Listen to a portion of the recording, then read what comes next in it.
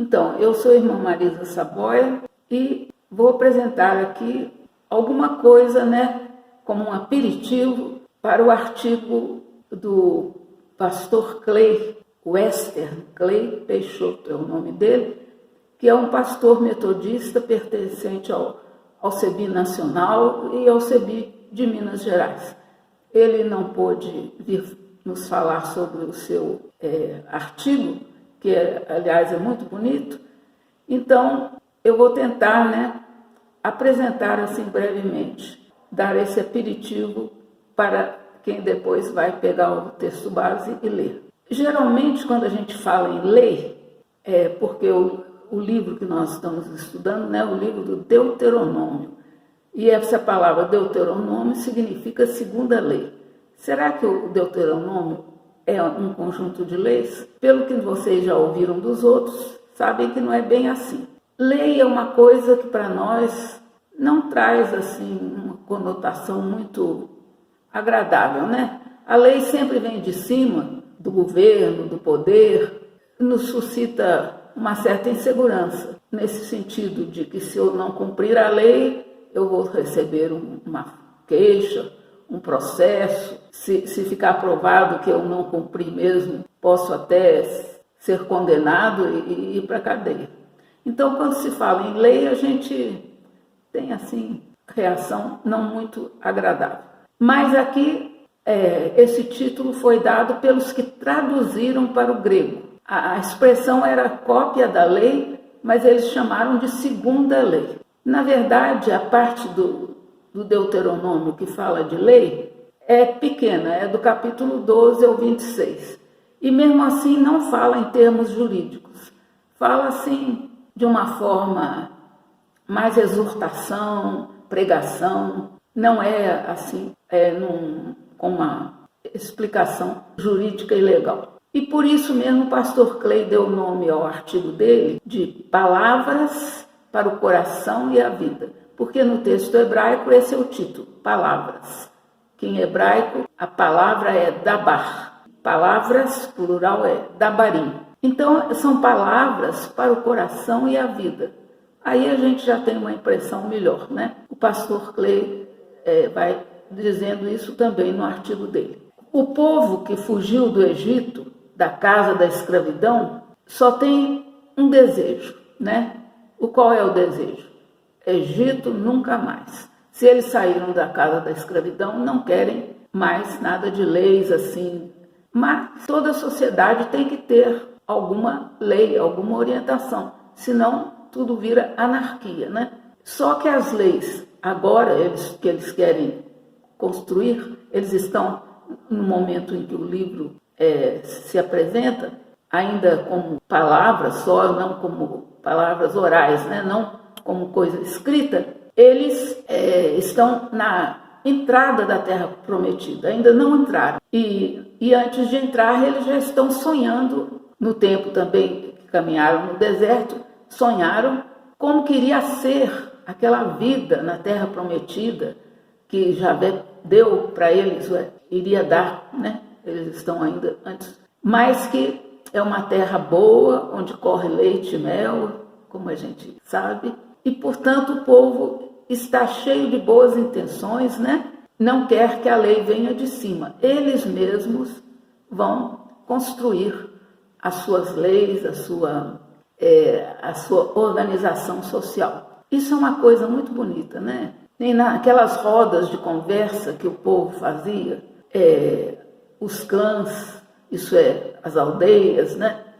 As famílias juntas, reunidas, elas estão planejando como vai ser a vida na Terra Prometida. Tipo assim, quando um casal é noivo ainda e está sonhando como vai ser a vida deles, não é que planeja. E muitas vezes a realidade não vai obedecer a todos os sonhos, né? Assim também o povo que fugiu do Egito, entrando na Terra Prometida, tem um sonho como vai ser a vida que eles querem. Não haverá Estado e governo, mas o povo organizado em clãs, em tribos, irá fazendo propostas quando há uma questão que interesse a todas as tribos, então se faz uma assembleia. É isso que eles tentaram fazer durante pelo menos uns 250 anos. O reinado, não haverá rei, porque haverá o reinado de Deus. Esse é o Israel chamado pré-estatal, ou então não estatal, né? O povo irá criando seus costumes, seus jeitos de viver, para que todos sejam felizes, para que não haja pobres, para que os lotes que forem repartidos sejam uma herança que vai passando para os que vierem em seguida, os filhos, os netos, e ninguém fique muito rico e ninguém fique muito pobre. Então todas as propostas deles visam essa direção, porque no dia em que começar a haver um pobre em Israel, é sinal que não está sendo cumprido o reinado de Deus que eles sonharam, naquela vida sem liberdade do Egito. A ética está presente nessa organização, não é? Porque eles têm que organizar seus costumes, a moral, as leis, né? Porque não é possível uma sociedade sem ética, sem princípios. Mas aí vem uma segunda ideia muito interessante, que a ética e a moral não é uma coisa inflexível, que continua sempre rigidamente a mesma coisa. Porque como a época, os tempos mudam, a gente também tem que introduzir mudanças nas próprias leis. A gente vê, por exemplo, o Papa Francisco querendo introduzir na igreja algumas novidades. E como ele recebe, às vezes, aprovação e muito mais vezes reprovação. Há pessoas, há grupos que acham que ele está querendo mudar demais a igreja, né? E ficam falando que ele nem merece ser papa. No entanto, esse povo aí que passou por essa experiência de viver uma sociedade rígida, que nada mudava, em que o faraó era sempre aquele poderoso e único que era filho de Deus, o resto do povo não era filho de Deus, né? Só ele. Então, eles sabiam o que é viver numa sociedade assim, e eles tinham já a cabeça mais unânime do que a de muitos povos, porque eles passaram pela experiência do deserto, em que tiveram muito tempo para refletir, conversar, sonhar, né? Eles não ficaram andando. A gente não deve pensar que o povo andou 40 anos no deserto. Eles, muitas vezes, ficaram acampados em oásis de Cádiz, e lá ficaram 38 anos. Quer dizer que se a parte de andar assim, para um lado, para o outro, procurando um lugar para ficar, foi talvez, se a gente tomar o 40 ao pé da letra, uns 2 anos. Então eles tiveram tempo para se preparar a vida em liberdade, mas como um projeto aberto, então, eles sabiam disso, em cada geração vão entrar as ideias novas, porque os jovens que vão chegando, eles não vão simplesmente copiar os antigos, eles também são livres, eles vão colocar outras ideias. Então Israel surgiu com esse sonho de ser um país que quer fazer uma história em crescimento, em desenvolvimento. E mesmo as leis têm que partir para isso. Nós, no Ocidente, fomos muito condicionados a ser bem diferente de tudo isso, né? Vamos pensar, por exemplo, o Brasil. Quando acabou a ditadura militar, o povo estava mais unido em torno de umas ideias, né? Brasil nunca mais tortura, nunca mais militarismo. E fizeram aquela Constituição cidadã, assim chamada, despertou tanta esperança e que quis fazer do Brasil um país assim, talvez um pouco parecido com esse que Israel sonhou. Mas vocês sabem, né, que a coisa não foi nunca a realidade que vem vindo coincide totalmente com o sonho.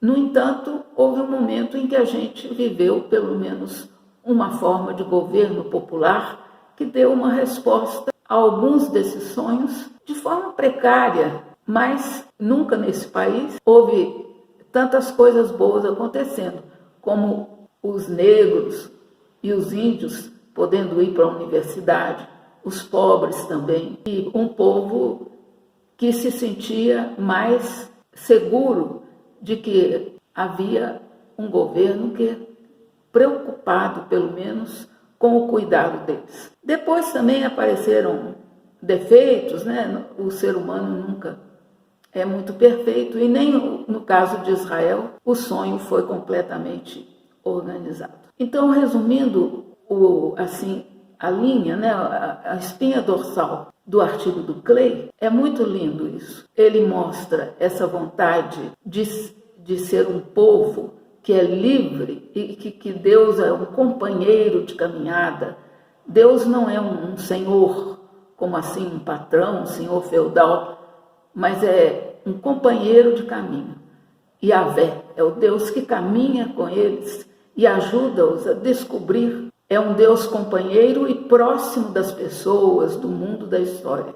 Por isso que o nome dele é Yahvé, que significa eu sou aquele que estou com vocês, né? Ele está com o seu povo, assim como um pastor que anda com as ovelhas, procurando para elas os pastos mais verdes, as águas mais refrescantes, como canta o Salmo do Bom Pastor. Será que nós não sonhamos também com isso? Um chefe de Estado, um governador, um Senado, uma Câmara, que pensem no povo em primeiro lugar e não em si mesmo?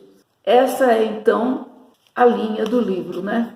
E o Clay também tem a análise bem mais pormenorizada do que significam palavras, né? Mas isso aí vocês vão poder conferir no livro. Eu estou só dando um aperitivo e vou ficando então por aqui. Espero que esse aperitivo leve vocês a entender e a pegar para ler. Com muito prazer terão de ler o artigo do pastor Clay, Western Clay Peixoto, que agora está morando aqui em Minas Gerais, lá em Lima Duarte.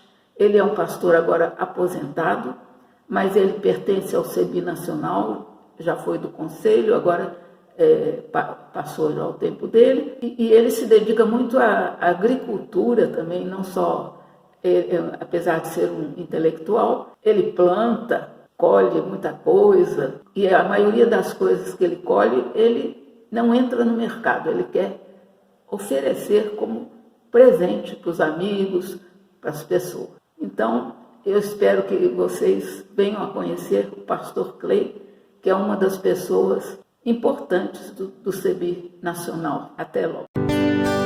Lá vem os levitas, que são da tribo sacerdotal de Moisés, de Miriam e Arão, com sua missão bem pastoral. Em sua voz ouve-se a voz de Moisés, brada